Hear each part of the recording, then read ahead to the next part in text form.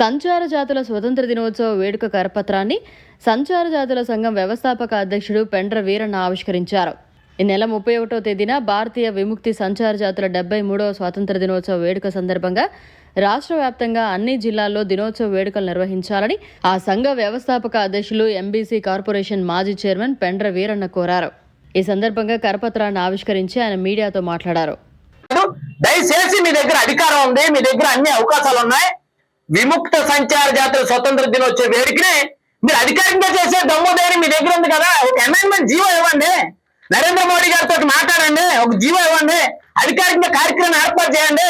అది ఏమీ లేకుండా స్ఫూర్తి అనే కార్యక్రమం అనేది ఇది పక్కాగా బీజేపీ పార్టీ ఓట్ల కోసం చేసే రాజకీయం తప్ప ఇది సంచార జాతుల మీద ప్రేమ అభిమానం కాదనే విషయాన్ని సంచార జాతుల పక్షాన మేమందరూ కూడా డిమాండ్ చేస్తా ఉన్నాం. తక్షణమే బీజేపీ ప్రభుత్వానికి కానీ పార్టీకి కానీ ఉంటే రేపు ఈ 30వ తారీఖున మీరు అనౌన్స్ చేయండి, మీరు సంచార జాతులకు రిజర్వేషన్ ఇస్తున్నామని చెప్పండి, అమెండ్మెంట్ చేద్దామని చెప్పండి. రేపు మీ కేంద్ర మంత్రి గారి చేత ఎవరి చేత మాట్లాడించండి, మేము ఇస్తాం పలానా టయానికి అని చెప్పమానండి. అది చెప్పడం స్ఫూర్తి అనే కార్యక్రమం తీసుకొచ్చి ఏదో ఒక రకంగా వెళ్ళని ఒక పక్కన నడిపించాలి. ఓట్ల కోసం రాజకీయం చేయడం అనేది కరెక్ట్ కాదు. విషయాన్ని గమనించాలి. సంచార జాతుల సోదరులందరూ కూడా అమాయకమైనటువంటి ప్రజానికాన్ని అడ్డుపెట్టి రాజకీయం చేయడం కరెక్ట్ కాదనే విషయాన్ని సందర్భంగా తెలియపరుస్తూ, అంతేకాకుండా ఈ సందర్భంగా ఇంకొక మాట కూడా చెప్తా ఉన్నా. కూటమి ప్రభుత్వం అధికారంలోకి వచ్చిన తర్వాత సంవత్సరం దాటినంత వరకు కూడా సంచార జాతులకు సంబంధించిన పాలక మండలిని ఏర్పాటు చేసిన చరిత్ర లేదు. సంచార జాతులకు ఇచ్చినటువంటి హామీల్ని ఇచ్చినటువంటి పరిస్థితి లేదు.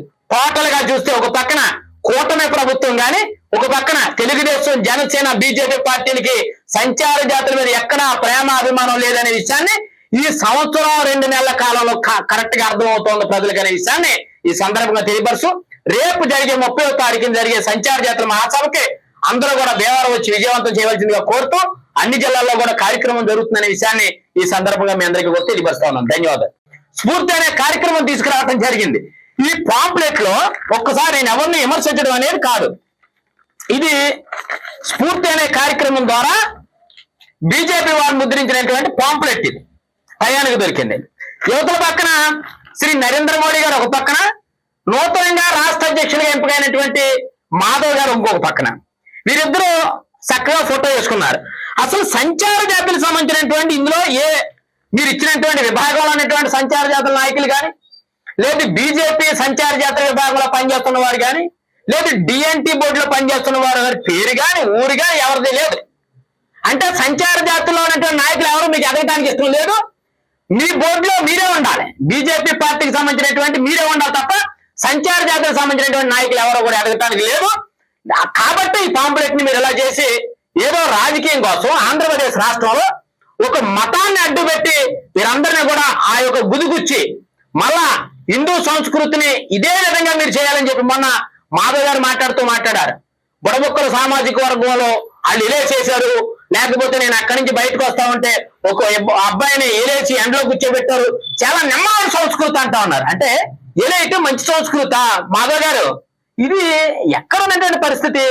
దయచేసి ఇప్పటికైనా స్వతంత్రం అందరికీ వచ్చిందని చెప్తున్నారు, కానీ సంచార జాతుల స్వతంత్రం వచ్చి 73 సంవత్సరాలే. కానీ ఈ టైంలో మీరు వచ్చి మళ్ళీ వీళ్ళని మోసం చేసే ప్రక్రియని చేయటం ఇది సభా మర్యాద కాదు. చూపించాల్సిన బాధ్యత కేంద్ర ప్రభుత్వానికి ఉంది. ఎందుకంటే ఈ మాట నేను ఎందుకంటానంటే, ఇటీవల కాలంలో స్ఫూర్తి అనే కార్యక్రమాన్ని బీజేపీ పార్టీ, బీజేపీకి సంబంధించినటువంటి నాయకులు వీళ్ళు ఏర్పాటు చేస్తా ఉన్నారు. రేపు 30వ తారీఖున నేను అడుగుతా ఉన్నాను బీజేపీ పార్టీని, బీజేపీ నాయకుల్ని, స్ఫూర్తి దేనికి నా తెలియకడతాను. ఈ 11 సంవత్సరాల వ్యవధిలో, ఈ 11 సంవత్సరాల్లో సంచార జాతులకి భారతదేశంలో కానీ ఆంధ్రప్రదేశ్ రాష్ట్రంలో కానీ ఏం చేశారో చెప్పాలి. ఇది బీజేపీ పార్టీ వేదికగా తీసుకుని సమాధానం చెప్పాల్సిన బాధ్యత ఉంది. ఇవాళ మీరు సీడ్ ప్రోగ్రాం పెట్టి మీరు ఆన్లైన్ ద్వారా మీరు అప్లై చేసుకోమని చెప్పి 200 కోట్లు ఇచ్చామని చెప్పి మీరు చాలా డబ్బా కొట్టుకుంటా ఉన్నారు.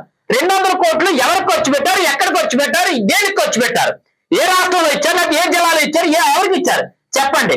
అంతేకాకుండా మీరు అధికారంలో ఉండగా ప్రధానమంత్రి గారు ఏళ్ళకి 11 సంవత్సరాలు దాటుతా ఉంది. ప్రధానమంత్రి గారు నరేంద్ర మోడీ గారు ప్రధానమంత్రిగా వచ్చి సంచార జాతుల మీద రిజర్వేషన్ ఇవ్వాలి అంటే గనక 24 గంటలు ఇచ్చే కెపాసిటీ ఉన్నటువంటి దమ్మనటువంటి నరేంద్ర మోడీ ప్రధానమంత్రి గారు. దీనికి ఒక ఉదాహరణ మీకు చెప్తాను. ఎకనామికల్ బ్యాక్వర్డ్ అనే కులాలకి, అంటే అగ్రవర్ణాలు పేదలకి 24 గంటల్లో 10% రిజర్వేషన్ ఇచ్చినటువంటి చరిత్ర మీకుంది. ఇక్కడ ఒక విషయాన్ని ప్రతి ఒక్కరు కూడా గమనించాలి. మేమెవరో అగ్రవర్ణాలు అనేటువంటి పేదలకు వ్యతిరేకం కాదు, మేమెవరో ఈబీసీలకు వ్యతిరేకం కాదు. మేము మాట్లాడుతున్నది ఏంటంటే భారతదేశంలో ఉండబడే సంచార జాతుల మీద మీరు ప్రేమ చూపిస్తున్నప్పుడు ఎకనామికల్ బ్యాక్వర్డ్ రిజర్వేషన్ ఇవ్వడానికి 24 గంటలు మీరు రిజర్వేషన్ ఇచ్చారు. కమిషన్ లేదు, కమిటీ లేదు, చట్టం లేదు, ఏమీ లేదు. అమెండ్మెంట్ చేశారు, రిజర్వేషన్ ఇచ్చారు. కానీ జస్టిస్ లోకూర్ 1940 ఏదైతే 65లో వచ్చినటువంటి జస్టిస్ లోకూర్ గాని, జస్టిస్ వెంకటాచలయ్య గారు 2002లో గాని, బాలకృష్ణ రేణుకే గారు ఇచ్చినటువంటి జాతీయ కమిషన్ కానీ, లేదా మీరు ఇచ్చినటువంటి బిక్కులాంజీ కమిటీ కానీ, ఇన్ని కమిషన్లు సంచార జాతిని సెపరేట్ రిజర్వేషన్ ఇవ్వాలని చెప్తా ఉంటే కేంద్ర ప్రభుత్వం ఎందుకు పట్టించుకోదు? అంటే ఇది ఓట్లు రాజకీయం కాదా? ఓట్లు దండుకోవటం కోసం కాదా? అంటే ఇవాళ మీరు ఎవరి కోసం పనిచేస్తా ఉన్నారంటే నటన కోసం పనిచేస్తా ఉన్నారు తప్ప హిందూ సంస్కృతిని, హిందీ సాంప్రదాయాన్ని ఎవరైతే ఆర్ఎస్ఎస్ బతికించి కళల ప్రదర్శిస్తున్నటువంటి సంచార జాతులుగా తోలుబొమ్మలాట్ల కులస్తులు కానీ, గంగిరెద్దుల కులస్తులు కానీ, లేకపోతే వీరభద్రి వీరముష్టి కులస్తులు కానీ, లేకపోతే బుడబొక్కల కులస్తుడు కానీ, ఇలాగ అనేక కళల ప్రదర్శిస్తున్నటువంటి సంచార జాతులకు ఎక్కడా కూడా మీరు న్యాయం చేయరు, చేసే ఉద్దేశం లేదు అని ఈ సందర్భంగా మీ అందరినీ కూడా తెలియపరుస్తా ఉన్నాను. బీజేపీ నాయకులు తప్పనిసరి సమాధానం చెప్పాలి. అందరికీ నమస్కారం. ఈ నెల 30వ తారీఖు శనివారం ఉదయం 10 గంటలకే భీమవరం వీరమ్మ పార్కు దగ్గర ఉన్నటువంటి డాక్టర్ బిఆర్ అంబేద్కర్ భవనంలో సంచార జాతుల విముక్తి స్వతంత్ర దినోత్సవ వేడుక కార్యక్రమం నిర్వహించడం జరుగుతూ ఉంది. ఈ కార్యక్రమానికి ఉభయ గోదావరి జిల్లాలో ఉండబడే సంచార జాతుల కార్యకర్తలు, అభిమానులు, నాయకులు ప్రతి ఒక్కరు కూడా వచ్చి సంచార జాతుల కార్యక్రమాన్ని స్వతంత్ర దినోత్సవ వేడుకని విజయవంతం చేయవలసిందిగా మిమ్మల్ని అందరినీ హృదయపూర్వకంగా కోరుతా ఉన్నాను.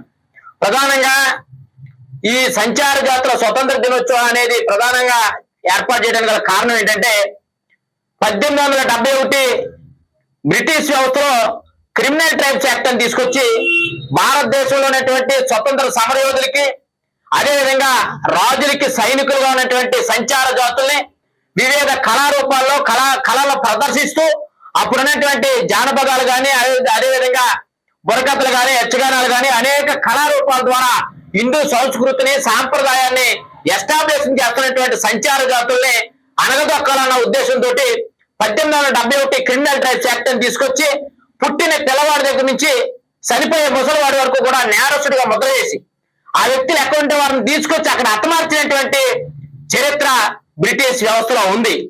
కానీ 1947 స్వతంత్రం వచ్చింది. కానీ ఈ సంచార జాతులు ఎవరైతే ఉన్నారో వారెవరిని కూడా విముక్తి జాతులుగా ఎక్కడ గుర్తించినటువంటి చరిత్ర లేదు. ఆ జాతుల్ని ఎక్కడ కూడా పట్టించుకునే చరిత్ర లేదు. అప్పుడు 1949లో అనంత సైన అయ్యంగార్ అనే ఆయన చైర్మన్ గా నియమించి 52లో భారతదేశ వ్యాప్తంగా ఉన్నటువంటి నేరస్తులుగా పిలువబడుతున్నటువంటి సంచార జాతుల్ని క్రిమినల్ ట్రైబ్స్ యాక్ట్ నుంచి డీనోటిఫైడ్ ట్రైబ్స్ గా చేస్తూ విముక్త జాతులుగా ఆగస్టు 31, 1952 సంవత్సరంలో వీరిని విముక్త సంచార జాతులుగా గుర్తించడం జరిగింది.